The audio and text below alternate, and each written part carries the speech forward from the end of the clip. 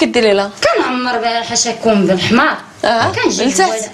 كنهبط للواد. Ah d'accord, donc je dis maintenant comment elle fait avec l'eau, elle me dit bah je vais avec mon âne et puis je vais me servir à la rivière et puis voilà. Ces 10 dernières années, le village s'est progressivement vidé. Les maisons abandonnées récemment, environ la moitié, sont encore debout et pourraient très bien, elles aussi, accueillir des voyageurs si Laïla réalisait son projet.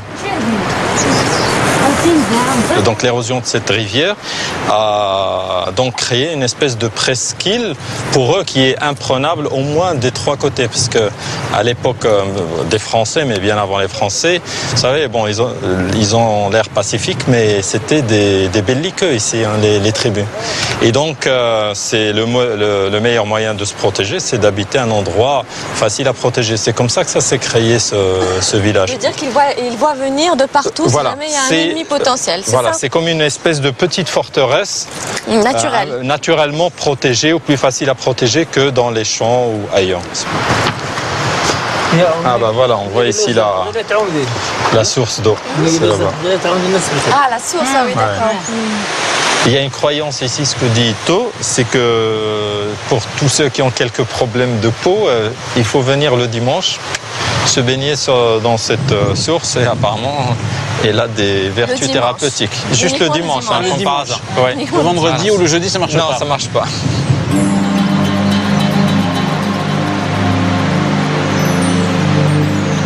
Moi, je trouve ça triste de voir ces murs qui sont en train de mourir. Parce que là, ils sont vraiment en train de mourir. Tout le monde est parti, il reste Ito.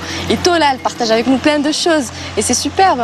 Si on avait le plaisir de pouvoir revoir toute la population qui était là, revenir habiter ces murs, eh ben, ça redeviendrait quelque chose d'extraordinaire. Là, on a un vestige de quelque chose qui a été extraordinaire. Et ça a besoin de reprendre vie. هذاك التوريست الاول اللي جا عجبو الحال تيقولها لخاه تيقولها سميتو الاصدقاء ديالو وتيبقى يجيب الناس اخرين الا كان استقبال زوين فهمتي بحال انت ناشطه كتضحكي ديما فهمتي دير لهم اتاي زوين دير لهم ماكله زوينه سيكوك اش كدير لهم je lui explique le projet qu'on a fait en Médina. Elle me dit ah oui, mais au départ elle me dit mais les gens ils vont vouloir aller de l'autre côté. Je lui dis mais non, au contraire, les gens ça va leur plaire d'être ici. Elle me dit mais ici c'est vieux et tout ça. Je dis non. Elle me dit bah alors d'accord, quand je vide ma maison je leur laisse. Je dis mais non, ils veulent être avec toi à la maison. Donc je lui explique. تبغي باش نروح بحال هكا تبغي كونسيرتو لك الناس يجيو يسكنوا عندك. مرحبا بهم. بصح مرحبا.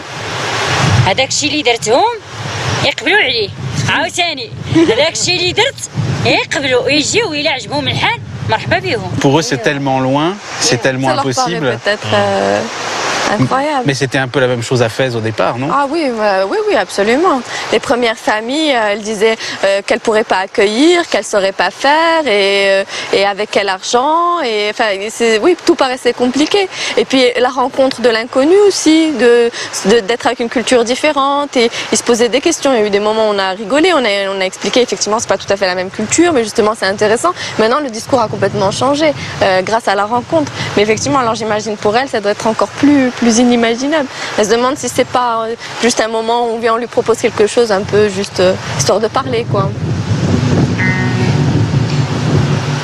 La route est longue pour faire de l'idée du logement chez l'habitant une réalité dans ce coin reculé, enclavé du centre du Maroc.